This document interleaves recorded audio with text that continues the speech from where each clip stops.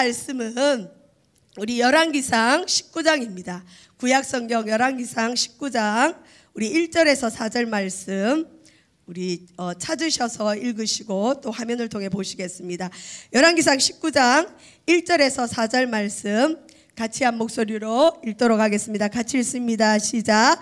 아합이 엘리야가 행한 모든 일과 그가 어떻게 모든 선지자를 칼로 죽였는지를 이세벨에게 말하니 이세벨이 사신을 엘리야에게 보내어 이르되 이맘때에는 반드시 내 생명을 저 사람들 중 한 사람의 생명과 같게 하리라.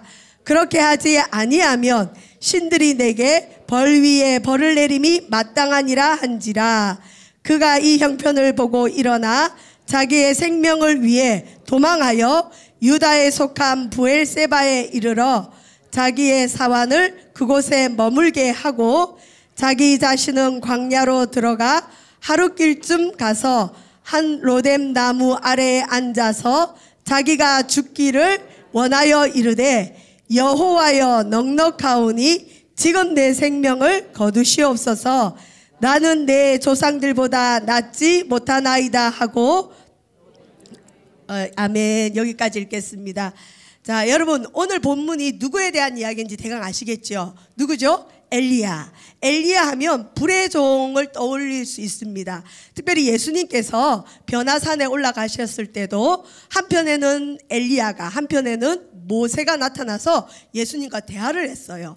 엘리야는 구약에 대표적으로 그 기적과 이적을 많이 행했던 선지자 중에 한 사람이고, 왜 불의 종이냐면 엘리야가 기도했을 때 하늘에서 불이 내려서 엘리야와 그 바알 선지자들이 대결했을 때 이 재물을 불태웠기 때문에 엘리야를 불의 종이라고 얘기합니다. 그런데 엘리야가 살았던 시대는 오늘 우리나라와 같이 굉장히 암울한 시대였습니다.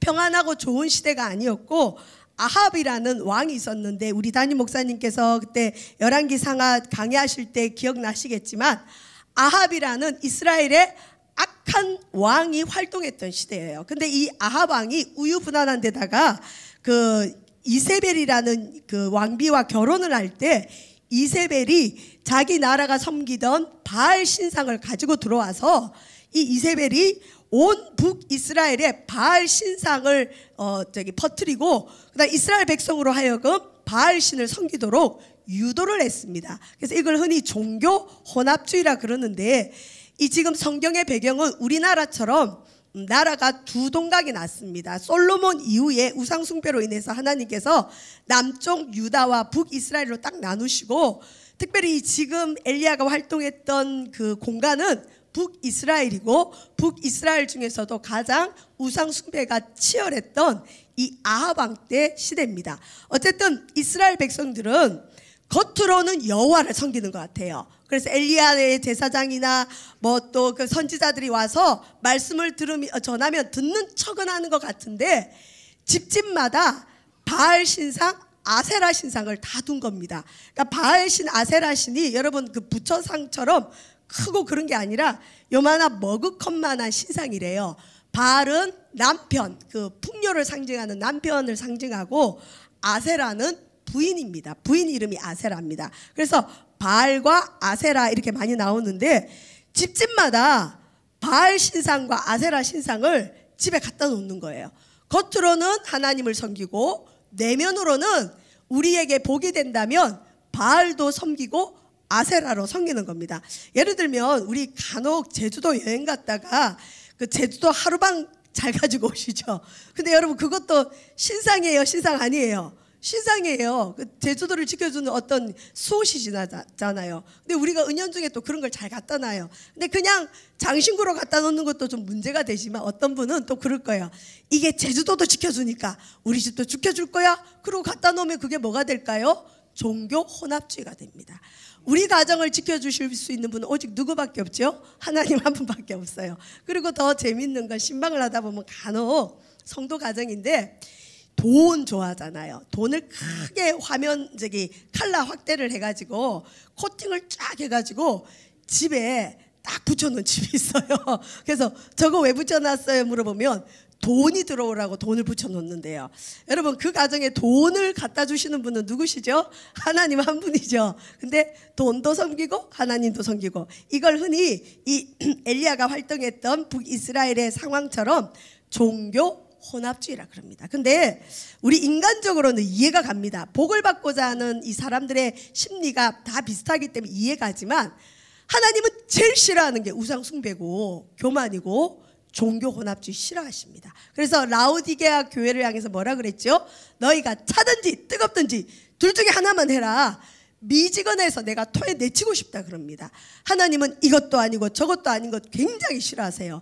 여러분, 이 시간, 이 시대가 아무리 혼탁해도 이것도 아니고 저것도 아닌 모습을 벗어버리고 우리는 오직 하나님 편에 서시길 주의 이름으로 축원드립니다. 자, 어쨌든 엘리야가 활동했던 시대가 이 시대인데, 엘리야에 대해서 성경에 많은 본문이 나와 있지는 않아요. 엘리야라는 사람이 어느 날 갑자기 성경에 등장합니다. 출생도 나오지 않아요.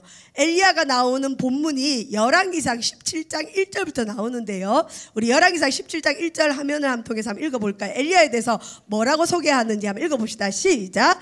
길르앗에 우거하는 자 중에 딥셋 사람 엘리야가 아합에게 말하되, 내가 섬기는 이스라엘의 하나님 여호와께서 살아계심을 두고 맹세하노니 내 말이 없으면 수년 동안 비도 이슬도 있지 아니하니라.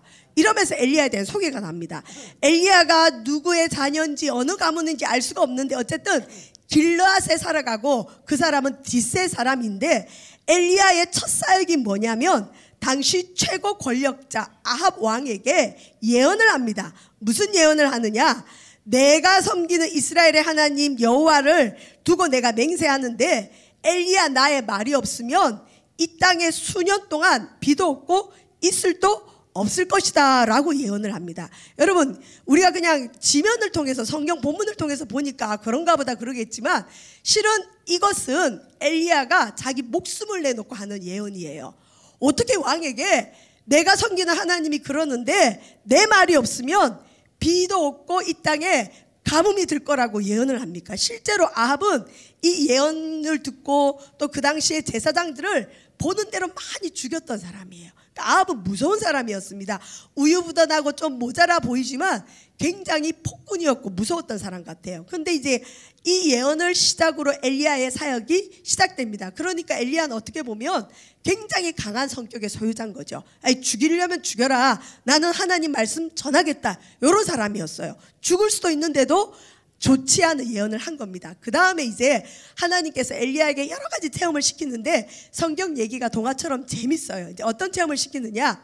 아합이 엘리야를 잡아서 죽이면 안 되니까 엘리야를 숨겨두시는데, 그릿 시냇가라는 곳에 하나님께서 엘리야를 딱 숨겨두시고 아침과 저녁에는 까마귀가 떡과 고기를 가져와서 먹여주는 거예요. 그리고 그릿 시냇가가 어딘지 잘 모르지만 그릿 시냇가에 졸졸졸 흐르는 시냇물을 먹고 살게 하셨습니다. 여러분, 그 히브리인들에게 까마귀는 별로 좋지 않은 새입니다. 부정한 새입니다.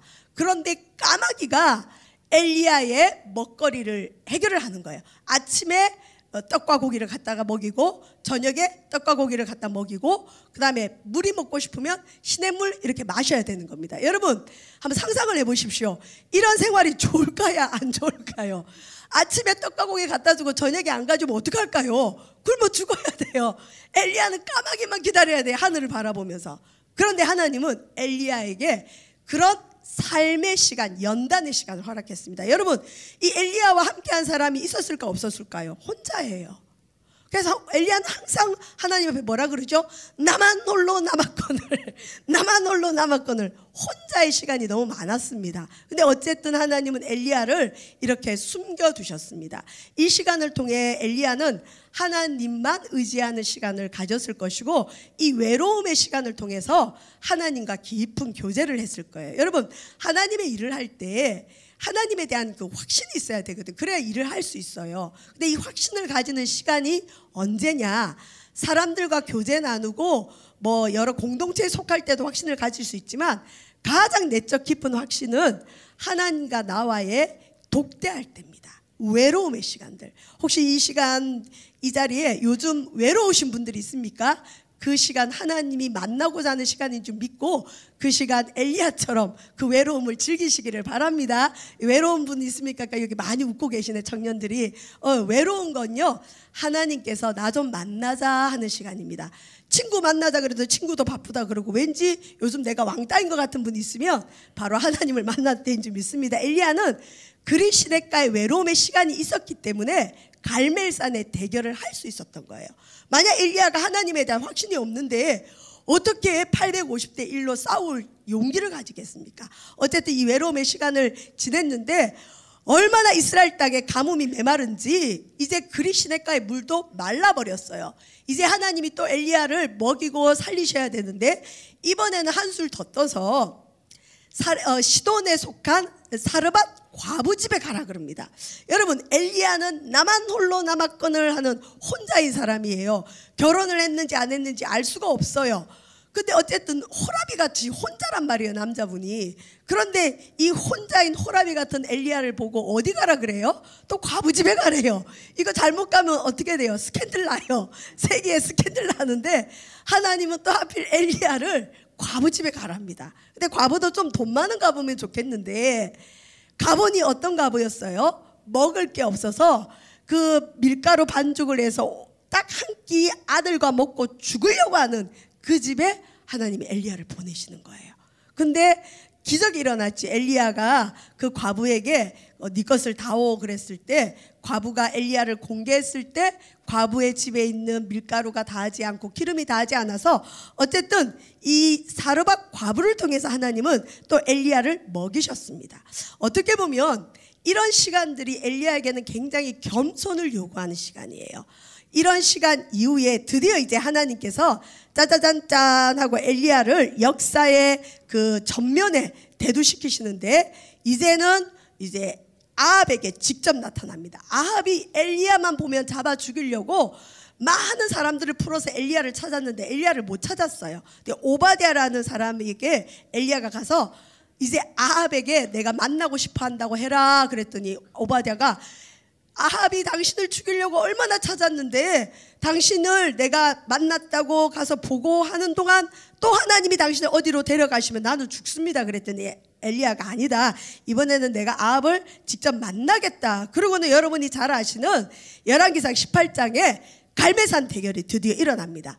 이 엘리야가 너희들 언제까지 둘 사이에서 머뭇머뭇하려느냐? 여호와가 참 하나님이면 여호와를 믿고 바알이 참 하나님이면 바알을 믿어라. 선택해라.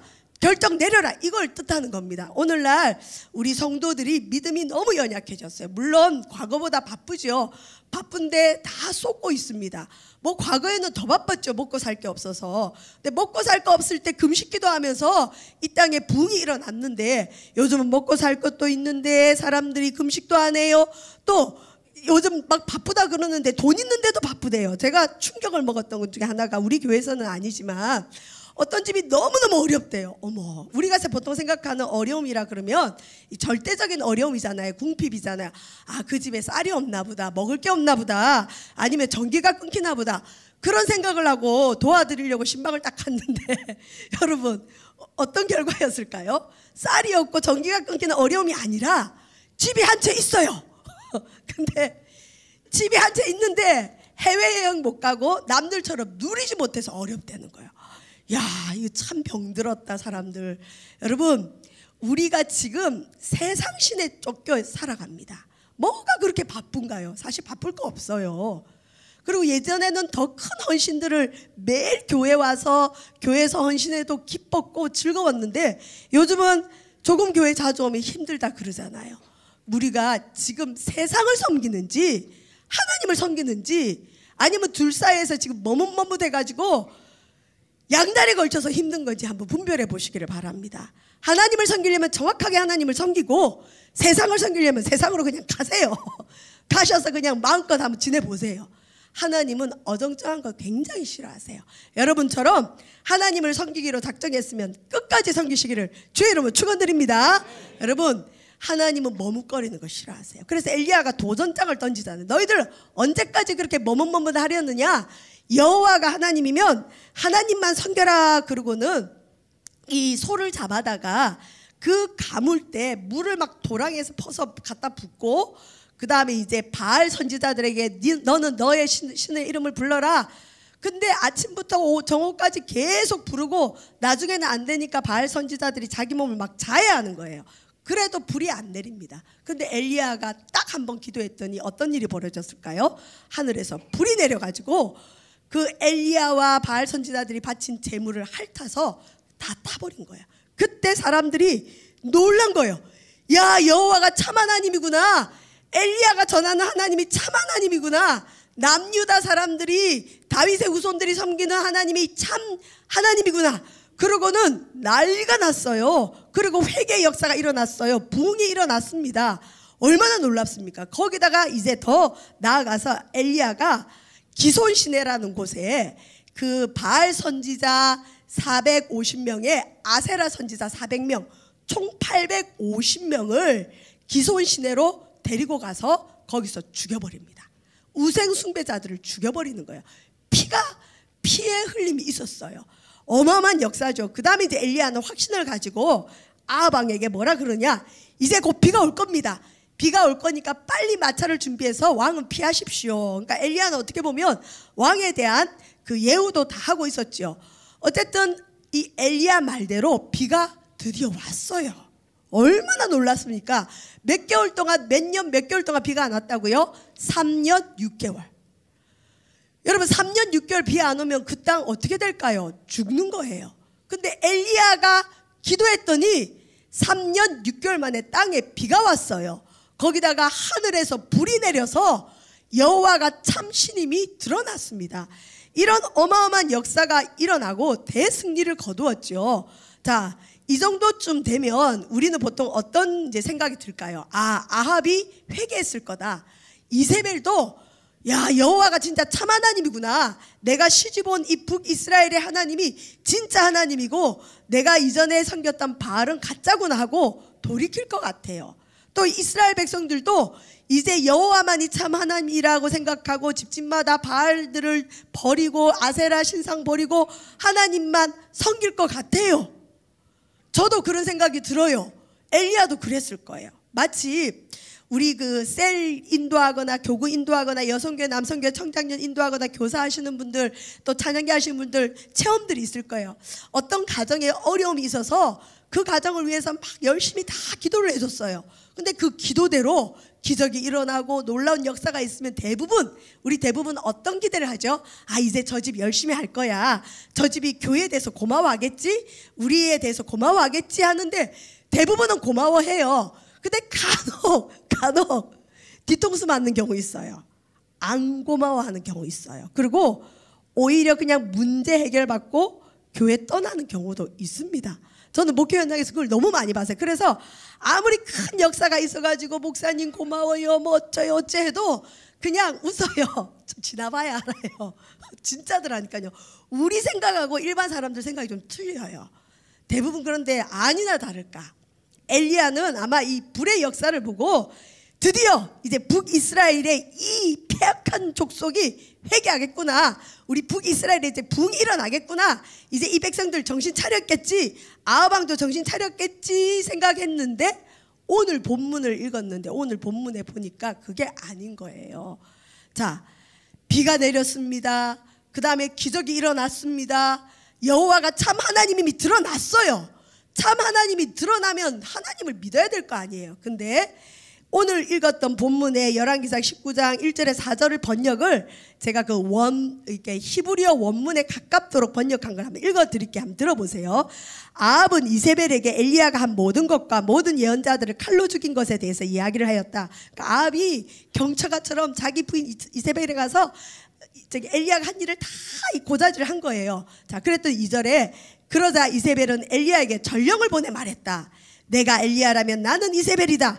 이제 내가 내 생명을 내가 죽인 예언자들의 하나처럼 할 수 없다면 신께서 반드시 그렇게 하실 것이다. 엘리야는 두려움에 떨면서 목숨을 부지하려 유다 경내에 있는 브엘세바로 가서 그곳에 자기 시종을 남겨두었다. 그리고 그는 하룻길을 더 가서 외로이 서 있는 쌀이나무 덤불 아래 앉아서 차라리 죽게 해달라고 기도하여 말하기를 야훼여 이제는 더 이상 못 견디겠습니다. 제 목숨을 거두어 가소서. 조상들보다 나을 것이 없습니다.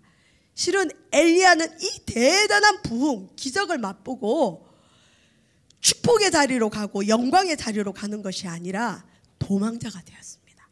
저는 이 본문, 그래서 간혹 여러분 그 히브리어 원문을 보는 게 좀 도움이 되는 게요, 우리 그 한글 번역도 굉장히 잘 돼 있는 건데 간혹은 되게 도전되는 말이 있는데, 특별히 그 여러분 PPT 2번 한번 해주실래요? 2번. 자, 우리가 지금 가진 성경이 내가 내일 이맘때는 반드시 내 생명을 저 사람들 중 한 사람의 생명과 같게 하리라. 이세벨이 엘리야를 이렇게 협박하는 말인데, 이게 원문에는 어떤 표현이냐면요, 네가 엘리야면 난 이세벨이다 이거예요. 이 여자 대단하죠. 엘리야에게 열을 받은 거예요. 이세벨이 네가 내 종들을 죽여? 그러면서 이세벨이 불이 내린 그 하나님 앞에 꼬꾸라지기는커녕 네가 엘리야라면 나는 이세벨이야, 너 죽었어, 이 얘기인 거예요. 이 얘기를 듣고 엘리야가 얼마나 겁이 났는지 그 불의 종, 그 기적의 종, 능력의 종이 도망을 가는 거예요. 그리고 유다에 속한 브엘세바에 이르러 가지고, 여기는 로뎀 나무라고 돼 있는데 쌀이 나무 같은 데서 앉아가지고 뭐라고 기도하느냐, 차라리 죽는 게 낫겠습니다, 나 죽여주세요. 그리고 나는 더 이상 못 견디겠습니다, 나 시험 들었어요. 그리고 나는 내 조상들보다 나은 게 없습니다. 이 본문을 통해 볼 수 있는 것은 엘리야에게 꿈이 있었던 것 같아요. 엘리야는 자기의 열조들 아브라함, 이삭, 야곱, 모세 이런 사람들처럼 하나님, 내가 아브라함보다 더 큰 믿음의 사람 되고 싶어요, 나 모세처럼 하나님께 쓰임받고 싶어요. 엘리야는 자기 열조가 자기 모델이었을 거예요. 그래서 엘리야는 이 신앙이 너무 좋아가지고 자기 열조들보다 뛰어난 믿음을 갖고 싶었던 사람이에요. 근데 자기가 850대 1로 이기기도 하고 불이 내리기도 하고 그 다음에 어마어마한 역사가 일어났는데도 불구하고 이세벨이 한 사람 때문에 자기는 지금 도망자가 됐잖아요. 이 내면에는 하나님이 엘리야를 안 지켜주는 것도 있잖아요. 그러니 엘리야가 뭐라 그러냐, 나는 내 조상들보다 나을 게 없으니까 차라리 날 죽여주십시오, 그래 나 죽고 싶습니다. 그리고 엘리야가 탈진을 했습니다. 흔히 이제 이 엘리야 이 탈진 장면을 가지고 이 영적 우울증이라고 얘기합니다. 우울감, 우울증이라 그러는데, 여러분 영적인 우울증과 실제 육체의 우울증이 좀 비슷합니다. 우울증의 원인을 보통 뭐로 보죠? 우울증은 아무것도 하기도 싫고 그러니까 죽고 싶은 거예요. 특별히 우울증에는 그 일반적인 탈진으로 오는 우울증도 있지만 영적인 것도 있어요. 영적인 것. 저는 자살을 많이 하던 지역에서 목회를 잠깐 한 적이 있는데, 그 지역은 재밌어요. 그냥 눈 뜨면 그 다음날 어디 집에 또 자살했대요. 무당 옆집에 이사간 집사님이 목매다 죽었다는 거예요. 그럼 얼마나 무서운지 몰라요. 그리고 또 그 강물에 뛰어드는 사람들, 누가 또 강물에 뛰어들었대 자살하려고. 그러면은 붙들어서 와보면 왜 강물에 들어갔냐 그러면 그 사람은 자기가 강물에 들어간 게 아니래요. 뭐라고 하냐면 누가 오라 그랬대요, 강에서. 그래서 그냥 그 사람이 오라 그래서 걸어간 것 뿐이래요. 근데 우리가 볼 때는 뭐예요? 강물에 뛰어드는 거예요. 그리고 실제로 베란다에 뛰어내리는 분들, 뛰어내리려고 하는 분들, 아닌 분들도 있는데 실제로 이렇게 상담을 해보면 우리는 저 무서워서 어떻게 뛰어내리나 싶잖아요. 근데 자살하려는 그 순간에는 하나님도 생각 안 나고 부모도 생각 안 나고 심지어 자녀도 생각 안 나고 오로지 자기만 생각나. 자기, 내가 지금 얼마나 힘든지 이것만 생각이 나고 이걸 해결하고 싶어서 자살을 선택하는데, 실제로 이렇게 베란다에 뛰어내리려고 하는 분들 얘기를 들어보면 이 20층에서 이렇게 뛰어내리려고 문을 딱 열면 이렇게 무서워야 되잖아요. 밑에 차들이 보이고 그냥 아찔해야 되는데 그 베란다 문을 싹 열 때 꽃길이 쫙 열린대요. 그러니까 그분들은 꽃길을 걷는 거예요. 이 현실이 너무 불행하니까 그런 그 현실 도피에 세계가 열려버리는 거죠. 심지어 또 어떤 분들은 음악 소리가 들린대요. 아름다운 음악 소리가 들려서 저 세계로만 가버리면 내가 이 고통에서 벗어날 것 같다. 실제로 제가 가르쳤던 제자 중에 정말 자살의 그 영으로 시달렸던 애가 있어요. 초등학교 4학년 때부터 자살에 시달렸는데 원인이 있었더라고요. 그 엄마 아빠가 예수님을 믿기로 작정하고 제사를 없앴는데 할머니 할아버지가 난리가 난 거예요. 니네가 누구 허락받고 제사를 없앴냐 이러면서 그 제사를 없애기로 했다가 다시 제사를 가지고 왔대요. 근데 걔 말에 의하면 그날 자기에게 뭔가 어둠이 들어온 것 같대요. 그 뒤로 이 아이가 왕따도 당하고 우울증에 시달렸는데 근 20년을 신경과 약을 먹었는데 안 낫는 거예요. 근데 그 자매를 제가 이렇게 카운셀링 하면서 그 왜 기도를 하다 보면 그 사람이 겪고 있는 고통을 같이 느낄 때가 있거든요. 근데 얘가 보통 언제 그런 고통을 겪냐면, 이건 그 아이의 허락을 받고 하는 얘기입니다. 언제 겪냐면 시험을 앞두고, 그러니까 중압감, 공부를 잘하는 애인데 공부를 더 잘하고 싶으니까 중압감이 있을 때 그게 또 오나 봐요.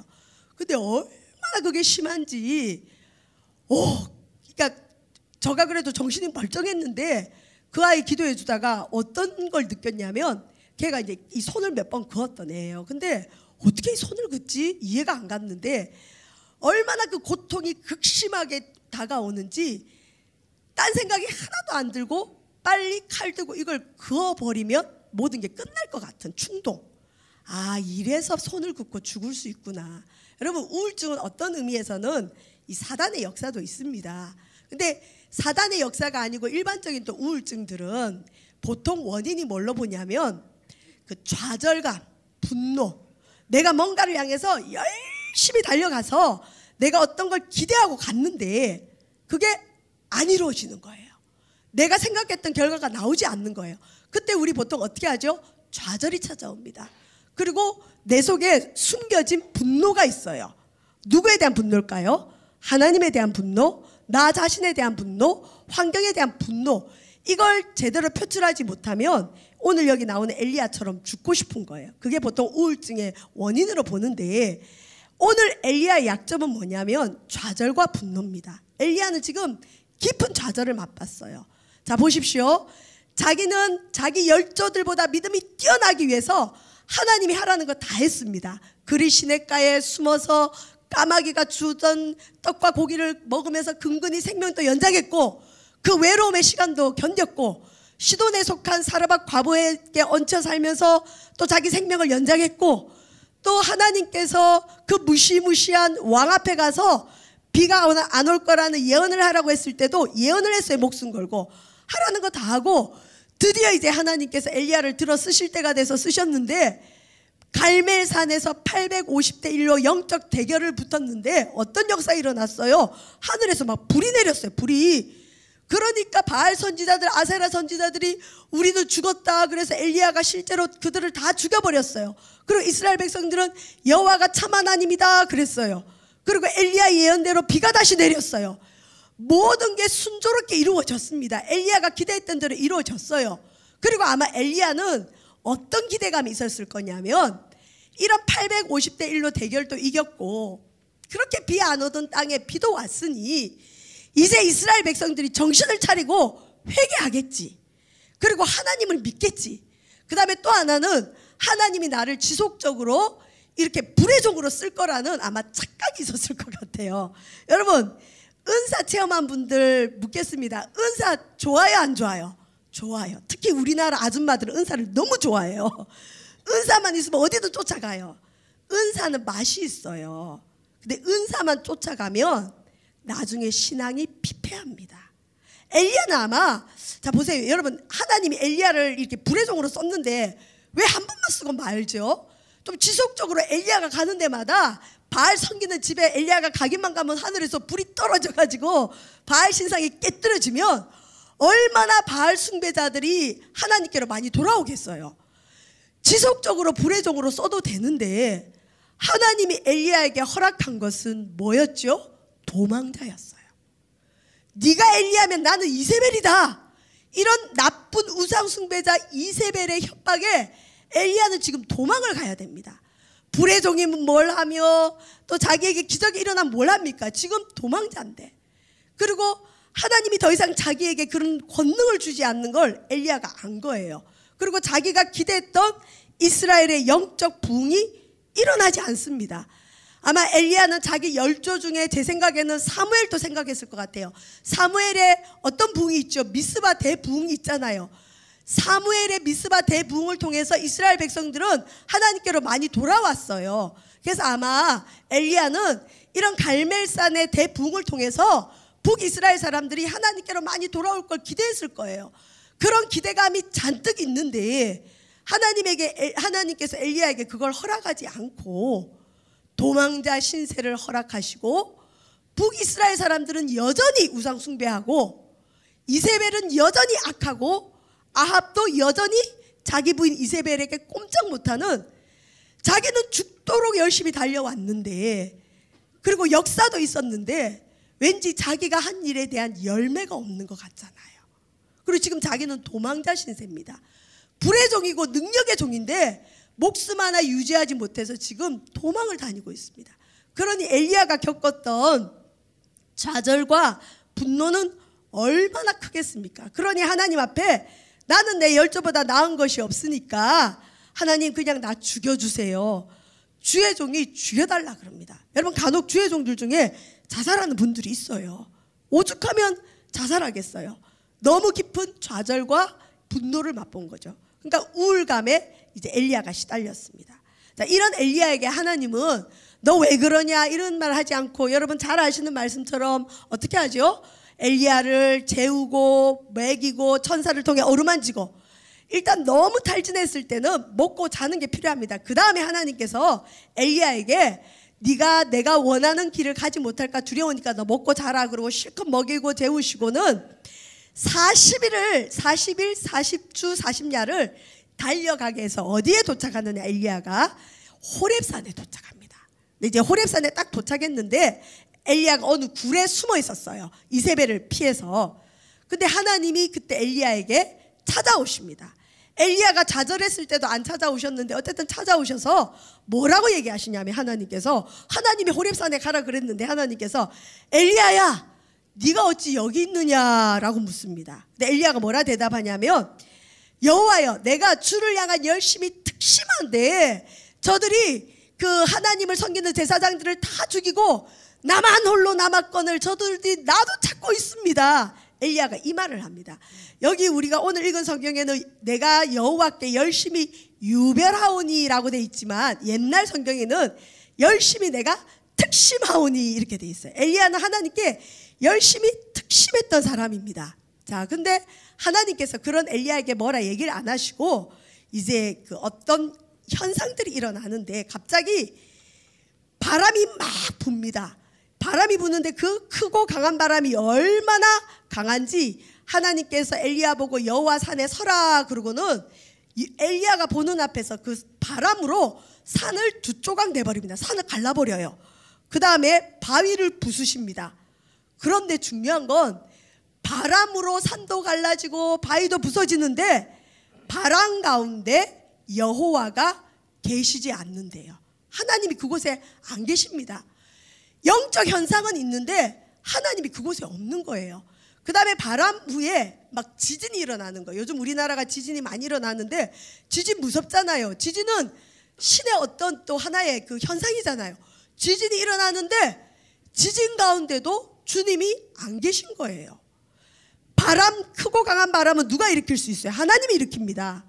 하나님이 일으키는 현상은 있는데 하나님이 그곳에 계시질 않아요. 지진, 하나님이 일으켰는데 지진 가운데도 하나님이 안 계셔요. 이제는 엘리야가 좋아하는 불이 임합니다. 불의 종 엘리야에게 또다시 불이 임해요. 와, 불이다 하고 봤는데 불 가운데도 주님이 계시지 않아요. 여러분 잘 알지만 불 다음에 뭐가 있었죠? 세미한 소리가 있는 거예요. 근데 그때 엘리야에게 하나님이 찾아오십니다. 저와 여러분, 우리는 현상을 너무 좋아합니다. 그래서 불이 임해야 되고 어떤 지진이 있어야 되고 바람이 불어야 되고 어떤 초자연적 역사가 있기를 사실 누구나 다 갈망합니다. 엘리야도 그랬던 것 같아요.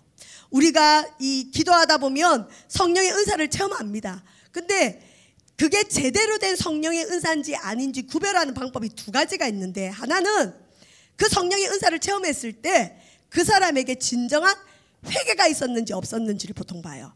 하나님의 영은 분명 사람으로 하여금 진짜 회개를 일으킵니다. 회개가 있으면 그건 바른 성령의 역사입니다. 근데 또 하나는 어떤 사람은 병이 나았어요. 기적이 일어났습니다. 안진뱅이도 일어납니다. 그런데 놀라운 건 예수를 그리스도로 고백하지 않아요. 기적만 있을 뿐인 겁니다. 그래서 병 낫고 주님 안 믿는 사람들이 있어요. 그리고 기적은 일어나는데 예수를 구세주로 고백하지 않는 집단이 있습니다. 이단입니다. 정말 하나님의 역사는 어떤 현상이 중요한 것이 아니라 하나님의 역사의 열매들이 있어요. 회개가 있고 예수를 그리스도로 고백하고 이 두 가지만 있으면 어떤 역사든 하나님의 역사로 보는데, 오늘 본문에는 분명 하나님의 놀라운 기적이 일어나요. 바람이 불고 지진이 일어나고 불이 있는데 하나님이 거기 안 계시고 불 위에 세미한 소리가 있는 거예요. 근데 엘리야가 그 소리를 듣고는 어떻게 하냐? 얼굴을 가리고 구러기에 섭니다. 바람 가운데 지진 가운데 불 가운데 아마 엘리야는 하나님을 만나려고 서 있었을 거예요. 근데 그때는 하나님이 안 만나주시고 불 이후에 세미한 소리가 있는데 주님이 또 묻습니다. 엘리야야, 내가 어찌 여기 있느냐?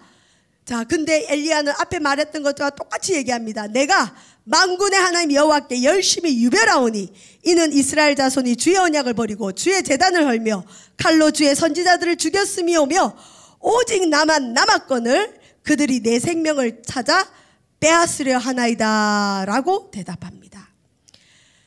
엘리야는 계속 그 의문이 풀리지 않는 거예요. 하나님, 그렇게 역사가 많았는데 어떻게 이스라엘 백성들이 회개를 하지 않습니까?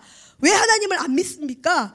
나를 통해서 불의 역사가 일어났는데 어떻게 나를 죽이려고 합니까? 그들이 이제 나도 죽이려고 합니다. 하나님은 어디 계시고 왜 나는 이런 어려움을 겪습니까? 하나님에게 좌절과 분노로 얼룩져서 엘리야는 아마 하나님 앞에 원망은 직접 하지 못하지만 이 원망의 말을 하는 겁니다. 자, 근데 놀라운 건 우리 하나님께서 바람으로도 엘리야를 만나주지 않고 지진으로도 안 만나주고 불로도 안 만나줍니다. 우리는 기도할 때 쿵쾅쿵쾅 바람도 좀 일어나고 지진도 일어나고 역사가 있으면 좋겠어요. 근데 여러분, 하나님의 역사는 그때그때 다릅니다. 옛날에는 불로 만나도 이제 신앙이 성숙하면 세미한 소리, 말씀으로도 만날 수 있는 겁니다. 그리고 항상 불로만 만나라는 법이 있습니까? 아니에요. 근데 간혹 우리가 신앙생활 하는 분들 중에 방언으로 주님 만난 사람은 끝까지 방언으로만 만나려고 그래요. 그리고 입신을 많이 하던 분들은 입신을 해야 하나님을 만났다고 생각해요. 아니에요. 하나님의 역사는 여러 가지나 주는 같습니다. 엘리야에게 하나님 그걸 가르쳐 주는 거예요. 엘리야야, 너는 갈멜산의 불의 사건으로 자꾸 불로만 나를 만나려고 하는데 나는 불로만 임하는 분이 아니야. 여러분, 하나님이 불로만 임하면 이스라엘 땅 어떻게 될까요? 다 불바다 될 거예요. 엘리야가 가는 데마다 불이 임해갖고 심판이 이루어져갖고 다 죽어버릴 거 아니에요. 하나님은 그러지 않는다는 거죠. 오히려 세미한 소리로 엘리야에게 찾아오셔서 놀라운 건 엘리야에게 이세벨이 어떻게 될 거다 이런 얘기보다는요, 나중에는 해주시지만 새로운 사명을 주십니다. 놀랍죠? 우리 PPT 마지막 거 한번 띄워주세요. 자, 엘리야가 처음에 뭘 봤죠? 바람. 그다음 바람 다음에 뭘 봤죠? 지진. 지진 다음에 불. 불 다음에 뭐가 있었죠? 세미한 소리로 하나님을 만났는데 세미한 소리 가운데 하나님이 엘리야에게 준 일이 뭘까요? 따라합니다. 새로운 사명. 시작. 새로운 사명. 저와 여러분, 우리 과거에 매이지 맙시다. 우리는 과거에 내가 어떤 은혜를 받았고 우리 교회가 과거에 어땠고 옛날에 이런 은혜를 받았고 옛날에는 이랬는데 왜 요즘은 이게 없을까? 물론 맞아요. 그런데 하나님은 엘리야처럼 우리를 성숙시킬 수가 있어요. 세미한 음성으로 말씀으로 우리에게 새로운 사명을 주길 원하실 겁니다. 우리 하나님은 허시는 분이 아니라 세우시는 분입니다. 여러분, 엘리야가 받은 새로운 사명의 궁극적인 핵심 포인트는 뭐냐? 사람을 세우는 사명이었어요. 전에는 거짓 선지자들 죽이고 하늘에서 불이 내려가지고 사람들에게 하나님의 이적을 나타내고 하나님 살아계심을 나타내는 불의 종, 기적의 종, 응답의 종이었다면 이제 엘리야는 불이 내리고 심판을 하는 선지자가 아니라 사람들을 세우는 새로운 사명을 받은 사람이 된 거예요. 이전 사역에 비해서는 좀 시시할 수 있어요. 그런데 하나님의 궁극적인 마음은 바로 여기에 있습니다. 하나님은 이 땅을 심판하길 원하지 않으세요. 사람 하나가 세워지는데 얼마나 힘든 줄 아세요? 여러분 여기 계시지만 저도 있지만 여러분이 이 자리까지 오는데 얼마나 시간 오래 걸렸어요. 그리고 얼마나 많은 분들이 여러분을 위해서 기도했어요. 그리고 여러분은 또 얼마나 많은 여러분의 어머니나 기도의 분들의 눈물을 빼고 이 자리에 있습니까? 부인을 많이 울린 분들도 있을 것이고, 엄마를 많이 울린 분들도 있을 것이고, 목회자의 눈물을 많이 흘렸을 거예요. 그렇게 사람이 세워지는데, 지금 세워지고 난 이유도 부족하죠. 연약하죠. 그래서 엘리야처럼 그냥 불 해가지고 불이 내려서 확 죽여버리면 좋겠는데, 하나님은 그렇게 안 하신다는 거죠. 말 안 듣는 아합 왕도, 그리고 그렇게 포악한 이세벨에게도 하나님은 기회를 주기를 원하세요. 저와 여러분, 허는 거는 순간입니다. 세우는 건 시간이 오래 걸립니다. 근데 하나님은 세우기를 원하십니다. 특별히 엘리야에게 새롭게 주신 사명이 뭐라고요? 사람 세우는 일을 주셨어요. 우리는 복음서를 좋아합니다. 물론 복음서에는 기적이 많이 일어나고 역사가 많이 일어나요. 지금도 초대교회 같은 역사가 일어났으면 좋겠어요. 근데 그 역사는 하나님이 주셔야 돼요. 주실 수도 있고 안 주실 수도 있어요. 근데 그 역사만을 쫓아다니면 교회는 망하는 거예요. 성도는 망하는 겁니다. 제가 실제로 알았던 교회는 한때 엄청나게 부흥을 했어요. 은사가 대단히 나타났어요. 여러분, 은사 나타날 때 역사가 크게 일어나죠. 근데 은사 다음에 반드시 있어야 될 게 말씀이 들어가야 됩니다. 근데 은사와 함께 말씀이 안 들어가면 계속 은사만 쫓아다니는 거예요. 근데 은사는 중독성이 있어요. 그 은사도 하나님의 은사는 아까 말한 대로 회개를 이루고 복음을 전하게 하는 은사인데, 나중에는 그 은사가 사단이 갖고 놀면 더 강력한 은사 체험을 원하는 거죠. 그러면 어디 더 기도 센 데 없냐, 어디 더 반짝거리는 데 없냐, 어디 가면 천사를 만난다는데 어디 없냐, 거기 쫓아다니는 거예요. 그러면 교회가 완전히 피폐해지고 무너집니다. 우리의 마음도 자꾸 어떤 이적이나 은사를 찾아다니면 피폐해져요. 자꾸 예언기도 받으려고 그러면 피폐해집니다. 예언기도 받아서 뭐 할 건데요? 알면 뭐 할 거예요? 아니에요. 하나님은 그렇게 하지 않습니다. 철저하게 하나님 중심으로 나아가고 사람에게 휩쓸려 다니는 걸 원하지 않아요. 그 다음에 은사가 있든 없든 하나님은 사람 세우기를 원하십니다. 사람. 나로 인해 누구 한 사람이 세워지기를 원한다니까요. 오늘 우리 새벽에 담임 목사님이 부활 에필로그로 말씀 전하셨잖아요. 예수님의 지상명령이 뭐였죠? 세례를 주고 가르쳐 지키게 하라. 사람 세우는 겁니다. 저와 여러분, 엘리야처럼 불이 임하지 않아도 괜찮고 바람 가운데 하나님 몸만 닿아도 괜찮아요. 하나님은 이 시대에 사람을 세울 수 있는 사람을 찾고 있습니다. 여러분, 말 한마디로 누군가 세워지고, 여러분이 포기했던 셀을 다시 붙들고 셀 예배 인도하고, 그리고 모임이 흩어졌던 그 모임 다시 이렇게 세우고, 모이기를 피하는 어떤 사람들의 습관과 같이 하지 말라. 말세가 가까울수록 모이기를 피한다 그랬거든요. 모이기를 피하는 곳에 가서 모임을 다시 만들고 다시 이렇게 세우고 사람을 세우는 그 일을 하나님은 하시기를 원한다는 것입니다. 엘리야는 능력의 종이에요. 불의 종이에요. 근데 엘리야가 이 하나님의 마음을 모를 때 그는 깊은 좌절과 절망과 분노를 맛봤어요. 우울증을 겪었습니다.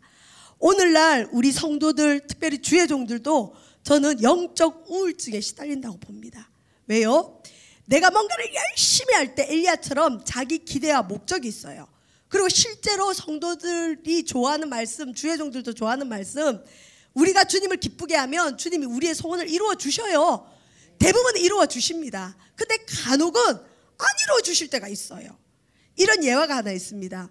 어느 날 주님이 어떤 사람에게 와서 누구누구야, 이 바위를 밀어라 그러더래요. 그러니까 자기 집 앞에 있는 바위를 날마다 일어나서 밀었대요. 하나님 말씀에 순종하려고. 바위를 맨날 밀었는데 여러분, 어떤 일이 있었을까요? 그 바위가 움직였을까요? 안 움직였을까요? 맨날 밀긴 미는데 바위가 꿈쩍도 안 하고 이동도 안 하고 움직이지 않더래요. 그래서 이 사람이 시험이 들었어요. 아니, 하나님 맨날 나보고 바위 밀으라 그래놓고는 왜 이 바위는 안 움직입니까? 나 시험 들었어요. 어떻게 이럴 수가 있어요? 그런데 하나님께서 그러시더래잖아요. 내가 언제 너에게 바위를 밀어라고 했지 바위를 움직이라고 했느냐 그러시더래요. 저와 여러분, 우리는 우리 착각을 참 많이 해요. 하나님 뭘 하라 그러면 하나님 그냥 이거 하라는 건데 뭘 줄지는 몰라요. 근데 성경에 하나님 내 마음의 소원 이루어준다니까 내가 요구하면 그 다음에 이거 이루어주겠지. 그러고는 엘리야처럼 죽도록 달려가는 거예요. 근데 그게 안 이루어져요. 그러면 시험 듭니다.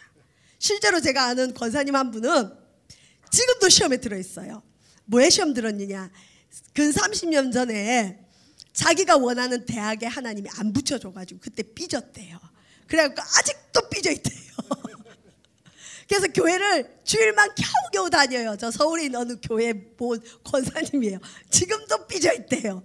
근데 실제로 우리 지금 이제 고3 수험생들, 진로를 앞둔 자녀들, 부모님들, 하나님 우리에게 가장 좋은 걸 주실 걸 믿으셔야 돼요.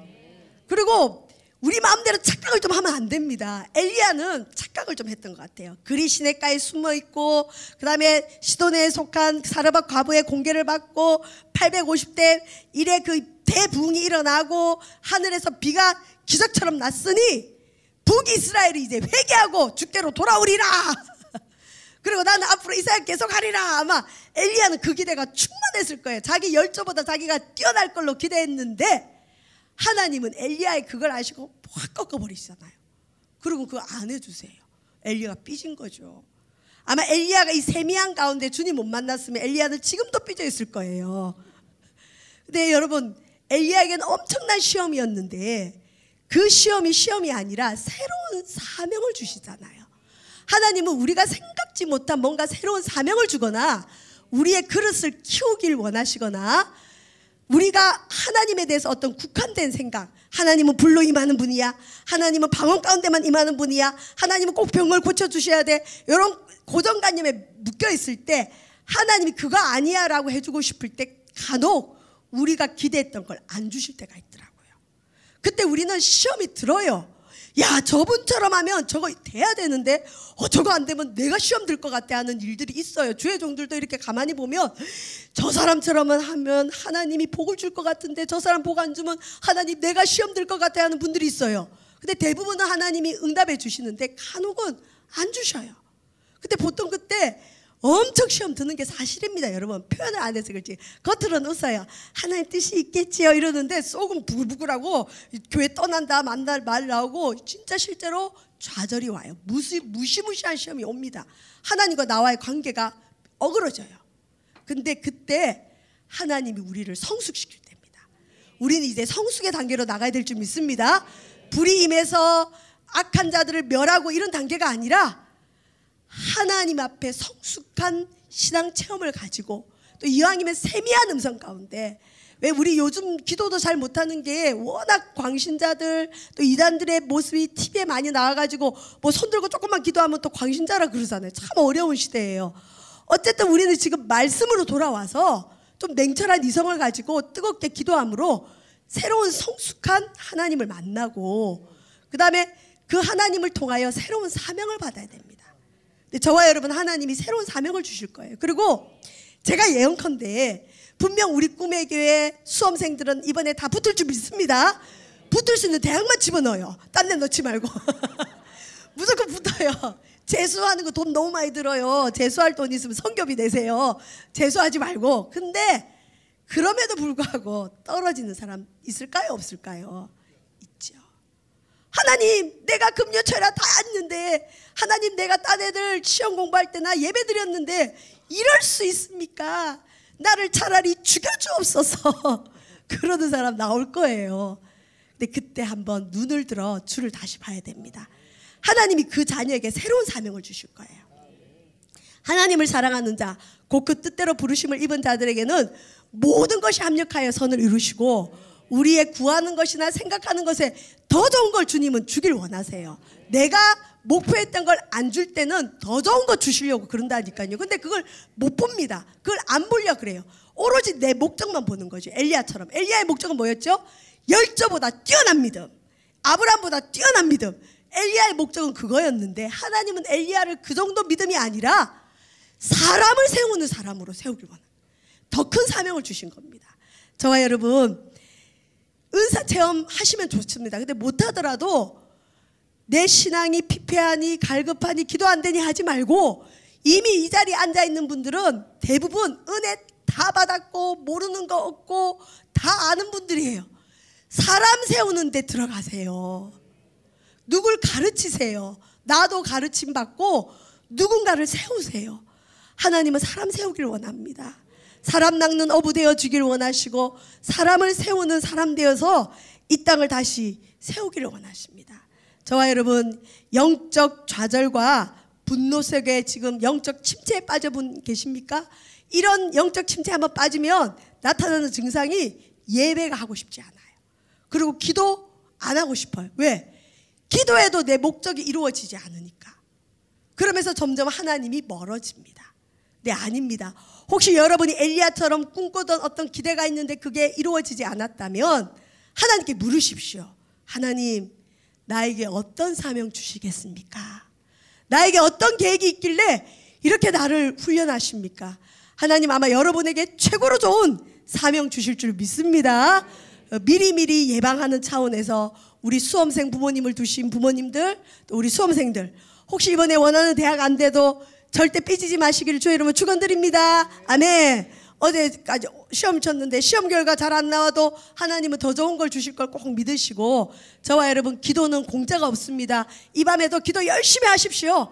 근데 내가 원하는 걸 안 주셔도 삐지지 마시고 더 좋은 거 주실 걸 믿고, 그 다음에 새로운 사명 주실 걸 믿고 사람 세우는 그 자리에 저와 여러분 가셔서 주님의 기쁨 되시기를 주의 이름으로 축원드립니다. 실제로 엘리야는 영적인 회복이 있었어요. 엘리야가 얼마나 위대한 종입니까? 예수님의 사역에도 나타나고, 실제로 엘리야는 어떻게 죽지요? 나중에 죽음을 보지 않고 하늘로 승천한 사람이에요.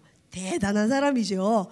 저와 여러분, 엘리야처럼 우리에게도 하나님께서 하나님의 기쁨이 되는 삶으로 인도하실 줄 믿습니다. 우리 시간 나 주님의 기쁨 되기 원하네 찬송 부르시면서 준비하신 예물 하나님께 드리고 우리 기도하도록 하겠습니다.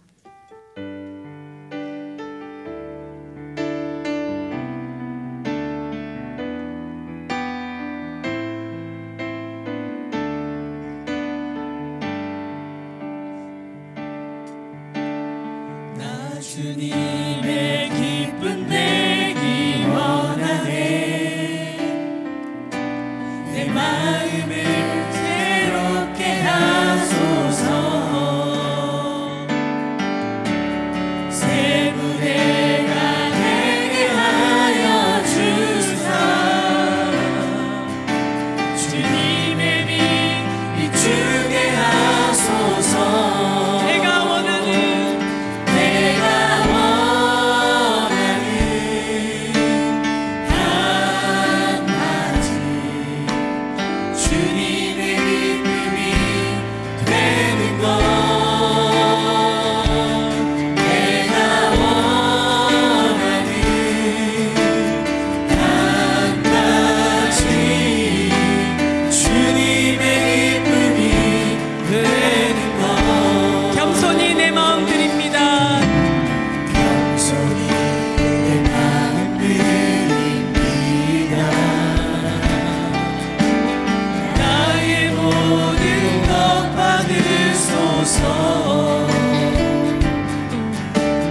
나의 맘에 그 빛이 서주사. 주의 길로 나가게 하소서. 내가 원하는 한 가지 주님의 기쁨이 되는 것.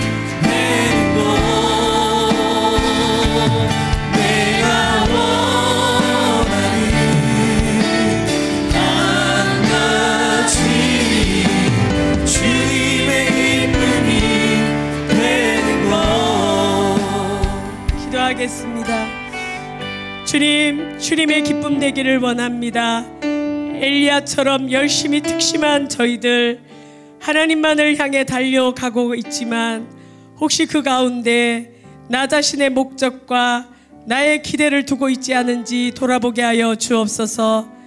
때때로 하나님은 우리 마음의 소원도 이루어 주시지만 엘리야처럼 엘리야의 기대를 무너뜨린 하나님의 역사처럼 우리의 기대와 소망을 무너뜨릴 때가 있습니다. 그럴 때 우리는 분노와 좌절로 우울감에 시달리게 됩니다. 하나님, 혹시 이 시간 하나님을 향해 분노와 좌절로 우울감에 시달리며 영적 침체를 겪고 있는 성도가 있습니까? 하나님과의 관계가 회복되어지게 하여 주시옵시고 하나님의 역사를 제한하지 않게 하여 주시고 새로운 사명의 길로 인도하여 주옵소서. 이 밤에 귀한 예물 드립니다. 이 예물 드리는 곳에 사람이 세워지게 하여 주시옵소서. 감사드리며 예수님 이름으로 기도합니다. 아멘.